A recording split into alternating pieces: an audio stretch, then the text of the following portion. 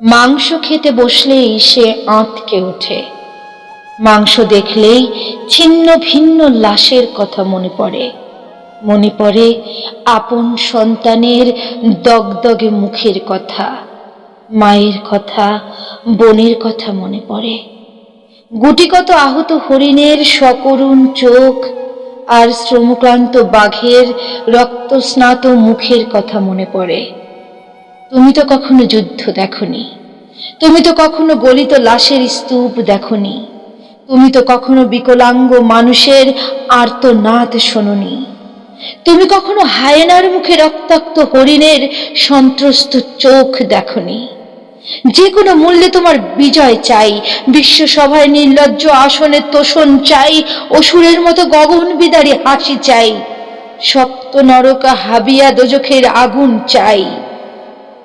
তুমি তো কখনো যুদ্ধ করনি, তুমি কখনো ধারালো বর্ষায় বিদ্ধ হওনি, তুমি তো কখনো শুষ্ক বিলের মৎস্য হওনি, তুমি কখনো আপন ভাইয়ের বুকের থেকে হৃৎপিণ্ডটা ছিঁড়ে খাওনি, তুমি কখনো আমার মতো সীমার হওনি।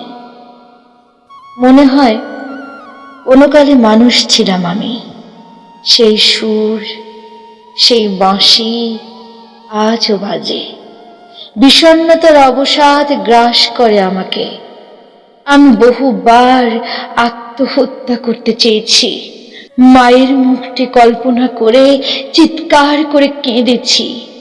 কতবার আমার দু চোখ পাথরের উপর খসে পড়েছে, আমার হৃৎপিণ্ডটা কতবার স্নাইপারের ভিতর দিয়ে বেরিয়ে গেছে।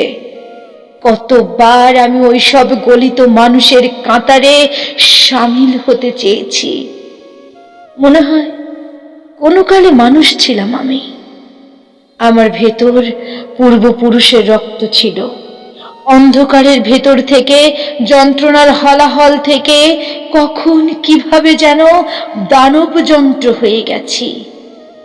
আমার সীমাহীন অবসাদ, মাংস দেখে চমকে ওঠা, কংক্রিটে পা ফেলা, ট্রিগারে বিষণ্ণ হাত, পাথরের ফাঁকে ফাঁকে মায়ের করুণ মুখ প্রতিনিয়ত বলে দেয় কোনো কালে মানুষ ছিলাম আমি।